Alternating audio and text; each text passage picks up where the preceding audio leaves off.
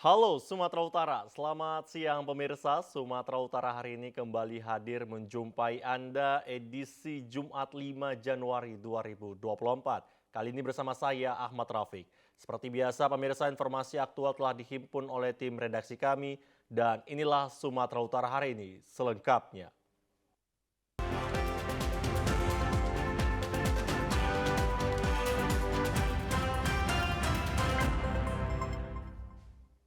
Kita awali informasi pertama pemirsa, ratusan guru pegawai pemerintah dengan perjanjian kerja yang tidak lulus dalam seleksi P3K kemarin siang mendatangi kantor DPRD Kabupaten Langkat.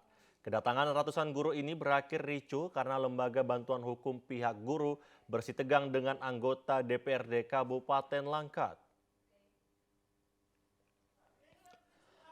Awalnya kedatangan 203 orang guru yang tidak lulus seleksi penerimaan pegawai pemerintahan dengan perjanjian kerja ini berjalan dengan tertib dan lancar. Namun karena jawaban yang diberikan oleh pemerintahan seperti Badan Kepegawaian Daerah dan Dinas Pendidikan Kabupaten Langkat tidak sesuai harapan. Alhasil kuasa hukum ratusan guru ini berang dan memukul meja, meminta kejelasan nasib ratusan guru yang tidak lulus seleksi. Seleksi penerimaan pegawai negeri dengan perjanjian kontrak kerja yang dilakukan pemerintahan Kabupaten Langkat dilakukan dengan beberapa tahap yakni ujian CAT dan penambahan nilai melalui SKTT atau seleksi kompetensi teknis tambahan. Ratusan guru ini menanggapi nilai yang dimiliki sudah tergolong tinggi, namun karena kebijakan pemerintahan Kabupaten Langkat menerapkan SKTT sehingga nilai yang diperoleh menjadi jauh berkurang. Hal ini tentunya menjadi tanda tanya besar bagi ratusan guru yang sudah berupaya dengan maksimal untuk meraih kelulusan dalam seleksi P3K yang ada di wilayah Kabupaten Langkat. Menyikapi hal tersebut, ratusan guru langsung mempertanyakan kejanggalan pada seleksi P3K di Kabupaten Langkat dengan cara mendatangi kantor DPRD. Mendakapi hal ini, pemerintahan Kabupaten Langkat yang diwakili oleh Asisten 1 Pemerintahan, Mulyono, menyampaikan akan ada seleksi tahap kedua yakni pada April dan Mei 2024. Jawaban yang diberikan oleh pemerintahan ini tentunya tidak memberikan solusi bagi ratusan guru yang gugur dalam seleksi P3K akibat adanya kebijakan pemerintah dalam penambahan seleksi kompetensi teknis tambahan. Lembaga Bantuan Hukum Yusril mengatakan, pemerintahan Kabupaten Langkat tidak ada yang bisa menjawab bagaimana penilaian SKTT dan diduga telah terjadi upaya manipulasi oleh Badan Kepegawaian Daerah Kabupaten Langkat. Untuk mencari kepastian tapi tidak dapat kepastian, malah hanya memberikan usulan. Nah, usulan apa? CAT sudah jelas mereka lulus, kenapa tiba-tiba ada SKTT? Nah, pertama Bupati itu tidak ada mengatur SKTT, tapi surat itu ada. Maka halnya ada kejanggalan-kejanggalan hari ini guru honorer untuk melakukan upaya. Maka kami selama Kontras dan LB Medan akan lakukan upaya-upaya hukum untuk mencari keadilan bagi guru-guru honorer yang 203 orang ini lulus secara CAT. Pada seleksi penerimaan P3K yang dilakukan pemerintahan Kabupaten Langkat sebanyak 800 orang lebih yang lulus seleksi dan 203 orang dinyatakan kalah dalam seleksi SKTT. Sementara itu pemirsa, tim Tipikor Ditreskrim Polda Sumatera Utara melakukan penyelidikan terhadap beberapa pejabat pemerintah Kabupaten Mandailing Natal terkait dugaan kecurangan hasil pengumuman seleksi pegawai pemerintah dan perjanjian kerja tahun 2023. Pasca pemeriksaan sejumlah pejabat di lingkungan Dinas Pendidikan Kabupaten Mandailing Natal, terlihat suasana kantor Dinas Pendidikan pada Jumat pagi ini sepi. Tidak satupun pejabat yang hadir untuk melakukan aktivitas kantor dan tidak melakukan apel pagi. Terpantau pintu masuk kantor Dinas Pendidikan masih terkunci. Pemeriksaan pejabat salah satunya Kepala Dinas Pendidikan Dola Hafrianto Siregar oleh tim Tipikor Ditreskrim Polda Sumut. Buntut dari dugaan kecurangan hasil pengumuman penerimaan P3K tahun 2023. Adanya kecurangan hasil pengumuman seleksi P3K tersebut, sejumlah peserta formasi guru juga telah melakukan aksi protes demo di kantor DPRD, kantor Bupati, dan rumah dinas Bupati. Ratusan guru ini menuntut agar hasil seleksi kompetensi seleksi tambahan dibatalkan karena tidak sesuai juknis yang telah ditetapkan. Kabid Humas Polda Sumut, Kombes Pol Hadi Wahyudi membenarkan penyelidikan beberapa pejabat di lingkungan pemerintah daerah Mandailing Natal. Masih dalam penyelidikan oleh tim dari Tipikor Ditreskrim Sus Polda Sumatera Utara. Tahapannya masih penyelidikan. Itu diamankannya kapan, Pak? Diamankannya kapan? Kita kan dalam proses penyelidikan. Dalam proses penyelidikan. Kita dalam proses penyelidikan. Dibawa dari Mandailing Natal ke Polda Sumut kabarnya kemarin, Pak? Atau saat Ada berapa orang, Pak? Ada beberapa yang proses kita mintai keterangan. Lebih dari satu artinya, Pak ya? Ada beberapa. Diberitahukan sebelumnya Kepala BKD Mandailing Natal Abdul Hamid juga sudah diamankan petugas untuk dilakukan penyelidikan. Kita beralih ke informasi lainnya pemirsa, seorang pria diamuk massa hingga babak belur saat akan membawa kabur barang curiannya. Beruntung polisi segera datang dan mengamankan tersangka. Pencurian yang dilakukan AS umur 39 tahun merupakan warga Bagan Batu, Provinsi Riau, beserta satu rekannya di gudang pupuk milik warga Desa Aikeraso Afdelince, Pasar 5, Kecamatan Torgamba. Pelaku tertangkap tangan saat akan melarikan hasil curiannya, berupa 3 karung pupuk dan 1 buah tabung gas LPG. Warga sudah curiga kepada kedua pelaku sehingga melakukan pengintaian. Setelah membobol gudang pupuk dan akan membawa hasil curiannya, warga langsung menangkap pelaku AS dan menjadi bulan-bulanan warga hingga harus dilarikan ke Puskesmas Torgamba karena kondisinya sudah mulai lemas sedangkan rekannya berhasil meloloskan diri. Salah seorang bidan Puskesmas Torgamba, Aftika, mengatakan kondisi pelaku saat ini dibawa ke puskesmas dalam keadaan luka robek di pelipis dan mendapat 2 jahitan namun tidak terdapat luka dalam yang serius. Ini bagaimana aja? Kalau kondisi yang dialami pasiennya itu luka bagian tipis dan ada luka sih di bagian sebelah kiri, bagian pipinya.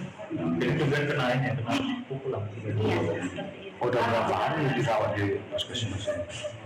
Baru tadi sih. Tadi. Kalau di klinisnya luka robek kok? Kalau di klinisnya luka robek dan itu ada buah ringan sih. Buah ringan ya. Kapolsek Torgamba AKP Ilham Lubis mengatakan dari tangan tersangka berhasil diamankan 3 karung pupuk, 1 tabung gas, dan 1 unit sepeda motor. Kejadian diperkirakan jam 3 pagi. Ini udah sering terjadi, Pak, pencurian seperti ini di Aikeraso ini, Pak? Kalau di Aikeraso untuk sekarang ini begini, Ya. izinnya. Diamankan apa ini, Pak? Yang berhasil diamankan tersangkanya barang buktinya sepeda motor, pupuk, termasuk tabung gasnya. Itu kejadiannya kira-kira jam berapa itu, Pak? Saya perkirakan jam 3 ataupun 4 pagi. Saat ini pelaku masih dirawat di Puskesmas Torgamba, sedangkan rekannya masih dalam pengejaran Polsek Torgamba. Pemirsa, BMKG Wilayah 1 menganalisis 43 kejadian bencana hidrometeorologis yang signifikan akibat cuaca ekstrim seperti banjir, longsor, dan angin kencang pada Oktober dan November 2023. Cuaca ekstrim masih berpotensi terjadi di awal tahun, warga dihimbau tetap waspada. Petugas Balai BMKG Wilayah 1 melakukan monitoring cuaca di Gedung Meus dan Tius Regional Center 1 Balai BMKG Wilayah 1, Jalan Gumbang Surbakti, Medan kemarin. Setiap harinya petugas melakukan pengamatan, pengelolaan data, perakiraan, riset, kalibrasi, dan pelayanan meteorologi, klimatologi, kualitas udara, dan geofisika. Kepala BMKG Wilayah 1 Hendro Nugroho memimpin langsung pemaparan catatan akhir tahun 2023. Balai Besar BMKG Wilayah 1 menyampaikan informasi meteorologi, klimatologi, dan geofisika tahun 2023 secara daring bersama tim analisis Balai BMKG Wilayah 1 dengan awak media. Informasi meteorologi dan klimatologi dan geofisika tahun 2023 adalah meteorologi geofisika. Koordinator Meteorologi Balai BMKG Wilayah 1 Ramos Lumbang Tobing mengatakan Sepanjang tahun 2023, Balai BMKG Wilayah 1 menganalisis 43 kejadian bencana hidrometeorologis yang signifikan akibat cuaca ekstrim seperti banjir, longsor, dan angin kencang. Bencana yang paling sering terjadi yaitu banjir pada Oktober dan November. Kondisi cuaca ekstrim yang mengakibatkan bencana pada umumnya akibat oleh belokan angin dan konvergensi di wilayah Sumatera Utara, sehingga menyebabkan pertumbuhan awan konvektif cukup signifikan. Ramos berharap masyarakat tetap waspada terhadap cuaca ekstrim yang masih berpotensi terjadi di awal Januari 2024.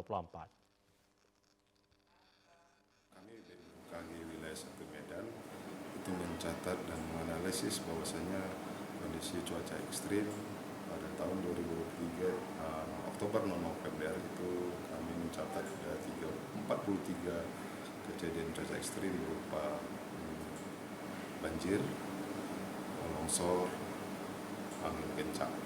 Imbauan kepada masyarakat kami menyampaikan untuk tetap waspada. Sepanjang tahun 2023, BMKG Wilayah 1 telah merekam sebanyak 216 kejadian gempa bumi yang tersebar di wilayah Aceh dan Sumatera Utara. Jumlah gempa bumi ini meningkat 6% dibandingkan tahun 2022 dan meningkat 1% jika dibandingkan tahun 2021. Pemirsa, jalan penghubung antar 3 kecamatan di Kota Medan amblas sedalam 10 meter. Terkait hal tersebut, Wali Kota Medan Bobi Nasution menyebut hal ini merupakan wewenang Balai Wilayah Sungai.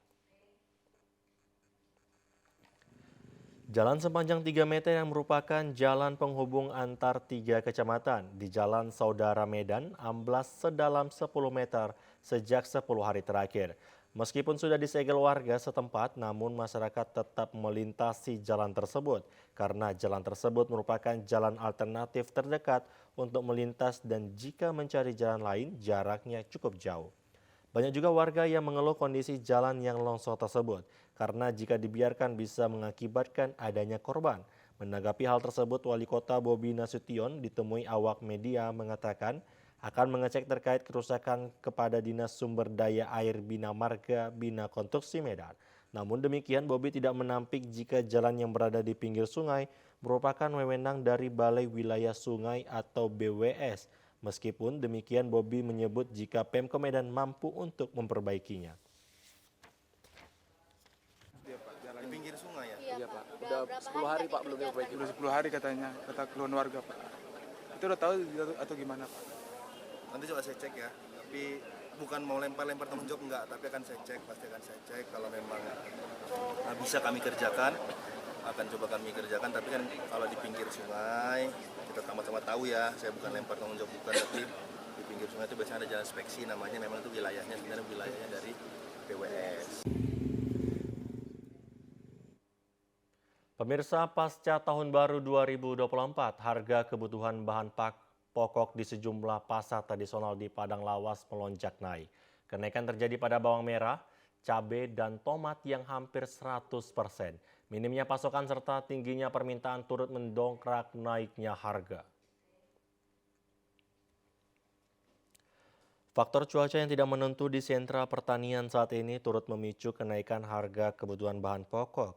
Dari hasil pemantauan di pasar tradisional, Pasar Ujung Batu Sosa, Padang Lawas, beberapa kebutuhan pokok naik hampir 100% dalam sepekan terakhir. Seperti harga bawang merah saat ini Rp60.000, sebelumnya hanya Rp35.000 per kilogramnya. Begitu juga cabai merah keriting dan cabai rawit yang biasanya hanya Rp60.000, saat ini naik menjadi Rp100.000 per kilogram. Salah seorang pedagang Ummu Hani mengatakan, saat ini hampir semua kebutuhan bahan pokok naik setelah tahun baru. Selain cabai dan bawang, tomat, wortel, serta sayur-sayuran juga naik. Ini keadaan naik semua. Karena tahun baru itu nggak ada yang datang dari Toba sana, makanya naik semua. Apa aja yang naik itu Kak? Cabai biasanya 50-60, ini sekarang 100. Tomat biasanya 12, sekarang 20. Bawang 30, sekarang 40-45. Sementara itu, Kepala Pasar Ujung Batu Sosa Haji Haspan Parlagutan Sikumbang mengatakan kurangnya pasokan dari daerah Tarutung dan Tanah Karo, serta tingginya permintaan pasca tahun baru turut mendongkrak kenaikan harga kebutuhan pokok. Memang kita akui Pak, yang utamanya seminggu inilah harga-harga sebagian sembako agak naik gitu. Itu kan dipicu karena pemasok yang dari Tarutung atau dari Tanah Karo belum masuk sampai hari ini. Seperti cabai merah kan hampir 100% kenaikannya. Sebelumnya harganya berapa Pak? Sebelumnya kisaran 50-60 ribu per 1 kilogram kan. Sampai hari ini harganya masih sekitar 80 sampai 100 per 1 kilo. Jika pemasok dari Kabupaten Tarutung dan Tanah Karo telah masuk seperti biasa, maka harga bahan pokok akan normal kembali.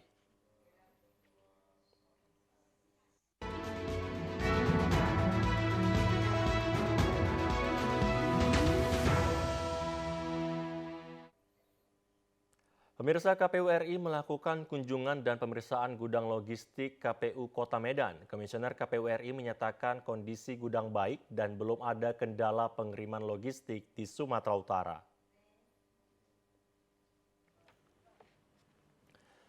Sejumlah petugas terlihat sedang melakukan pelipatan logistik pemilu 2024 di gudang logistik KPU Medan, Jalan Yosudarso, Medan, Kamis sore. Berbagai persiapan dilakukan terkait logistik pemilu 2024 turut ditinjau langsung oleh KPU RI. Peninjauan tersebut dilakukan setelah melakukan pertemuan dengan Komisioner KPU Kota Medan. Kunjungan Komisioner KPU RI ke Kota Medan untuk memastikan prosedur pengelolaan gudang dan logistik di KPU Kabupaten Kota. Beberapa jenis logistik yang telah diterima KPU Medan berupa bilik suara, kotak suara, formulir, tinta, dan surat suara caleg. Logistik yang belum diterima seperti surat suara Pilpres, surat suara DPD, dan sampul surat suara. Komisioner KPU RI Betty Epsilon Idros mengatakan pengelolaan penyimpanan logistik pemilu telah memenuhi standar di gudang KPU Kota Medan. Berikutnya mempersiapkan petugas dalam proses penyortiran dan pelipatan surat suara. Betty memastikan belum ada kendala pengiriman logistik pemilu di Sumatera Utara. Mengenai isu gudang ilegal di Nias dan pengiriman tanpa pengawalan merupakan kekeliruan. Saat ini tahapan pengiriman logistik ke Kabupaten Nias masih berjalan normal. Kami sudah datang ke gudang kantor KPU Kota Medan untuk ngecek per hari ini tanggal 4 bulan Januari 2024 untuk melihat kondisi gudang. Kalau gudang segede ini sih kayaknya aman, insya Allah dibantu juga dengan tim keamanan dalam hal ini kepolisian terkait dengan kondisi Nias, dan sejauh ini semuanya sudah under control, bahwa logistik sudah sampai sesuai dengan ketentuan, sesuai dengan prosedur yang ada di Nias.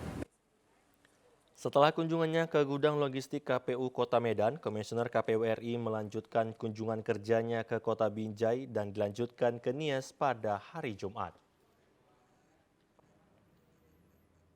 Pemirsa, terkait permasalahan pendistribusian ratusan kardus logistik pemilu tahun 2024 untuk kebutuhan KPU Kabupaten Kota di Pulau Nias yang ditemukan dititip pada gudang ilegal sebelum tiba ke gudang KPU. Saat ini Bawaslu Provinsi Sumatera Utara melakukan penelusuran mendalam. Pasca ditemukannya ratusan logistik pemilu 2024 pada 30 Desember 2023 lalu berupa formulir C Plano dan beberapa logistik lainnya di gudang ilegal yang diketahui tempat penitipan barang dari perusahaan ekspedisi di Kota Gunung Sitoli. Bawaslu Provinsi Sumatera Utara turun ke lokasi dan melakukan penelusuran terkait masalah proses distribusi logistik tersebut. Untuk memastikan ada tidaknya pelanggaran yang dilakukan, dalam penelusuran tim Bawaslu Provinsi dan Bawaslu 5 Kabupaten Kota di Nias, diketahui distribusi logistik pemilu 2024 berupa formulir C Plano dan lainnya diangkut oleh salah satu jasa ekspedisi dari Medan, yakni PT Anera Pratama Integra. Belum diketahui secara detail apa motivasi pihak petugas agen ekspedisi yang mendapat arahan dari pimpinannya, sehingga akhirnya logistik pemilu ini sempat dititipkan dan disortir hingga 1 malam. sebelum didistribusi ke gudang logistik resmi milik KPUD Kabupaten Kota di Pulau Nias.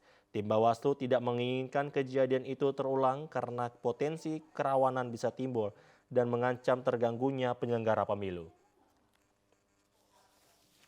KPU Sumut merasa bahwa pendapat ilegal dan tidak resmi yang disebutkan dalam proses pengiriman logistik itu sangat terburu-buru, kalau tidak mau dibilang sesat dan keliru.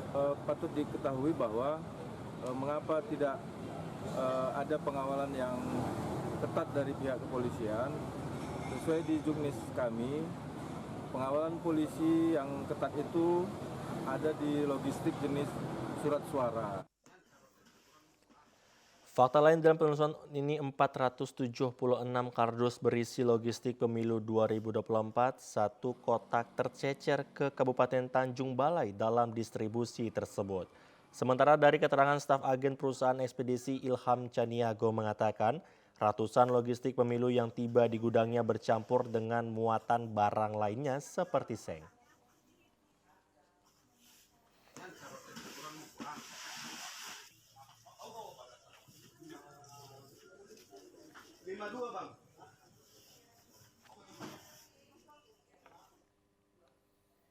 Pemirsa, KPU Sumatera Utara akhirnya angkat bicara terkait kabar polemik dugaan pendistribusian surat suara yang tanpa pengawalan dan dugaan gudang ilegal yang menjadi tempat penyimpanan sementara logistik pemilu di Kepulauan Nias beberapa waktu lalu. KPU Sumut menyebutkan persoalan ini hanya merupakan miskomunikasi antara pihak ekspedisi, pengawas pemilu, dan penyelenggara pemilu. Komisi Pemilihan Umum Sumatera Utara menegaskan bahwa pendistribusian logistik pemilu di Kepulauan Nias yang sempat menimbulkan polemik beberapa waktu lalu dilakukan sesuai juknis atau petunjuk teknis menurut peraturan dan undang-undang. Pendistribusian logistik yang tidak mendapatkan pengawalan kepolisian, yakni jenis logistik selain surat suara, yakni bilik suara, kotak tinta, hingga formulir. Komisioner KPU Sumut, Robi Effendi menyebut informasi yang beredar terkait dugaan logistik pemilu di Nias adalah keliru. Menurutnya, KPU Sumut melakukan kontrak dengan pihak ekspedisi untuk mengirim logistik pemilu dari Jakarta dengan tujuan kabupaten kota di Sumut dan hanya mengisyaratkan pengiriman harus sesuai jumlah dan tepat waktu. Sementara itu, logistik pemilu yang tanpa pengawalan di Nias merupakan logistik yang bukan surat suara dan disimpan di gudang milik ekspedisi selama 1 malam untuk disortir, sebelum akhirnya dipisah lagi untuk pendistribusian ke 3 kabupaten yang ada di Kepulauan Nias.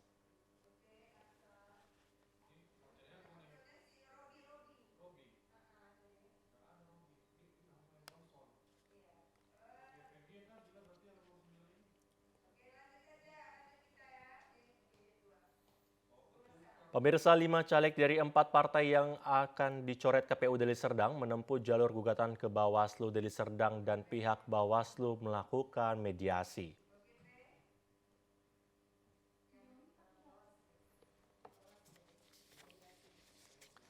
Setelah mendaftarkan gugatan ke Bawaslu Deli Serdang, kemudian Bawaslu melakukan mediasi antara penggugat, dalam hal ini perwakilan partai yang dicoret dan pihak tergugat KPU Deli Serdang. Pihak Bawaslu melakukan mediasi secara bergilir yang diawali Partai Amanat Nasional PAN, kemudian Partai Persatuan Pembangunan P3, lalu Partai Golkar, dan kemudian Partai Demokrat. Ketua Bawaslu Deli Serdang, Febriandi Ginting, mengatakan terungkapnya masalah ini berawal dari masuknya surat dari Sekwan DPRD Sumut. Kemudian masuk juga surat dari Sekwan DPRD Deli Serdang. Sekwan saat itu mempertanyakan mereka yang terdaftar sebagai penerima gaji yang bersumber dari keuangan negara.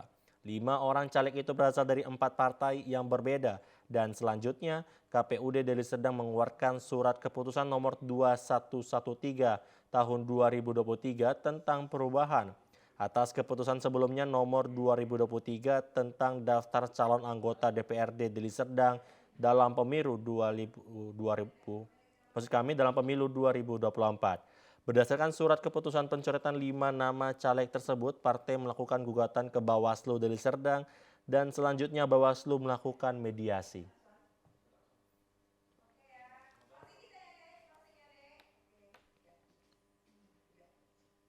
Pemirsa, informasi tadi mengakhiri perjumpaan kita di Sumatera Utara hari ini. Mewakili kerabat kerja yang bertugas, saya Ahmad Rafiq mengucapkan terima kasih atas perhatian dan kebersamaan Anda. Selamat siang dan sampai jumpa.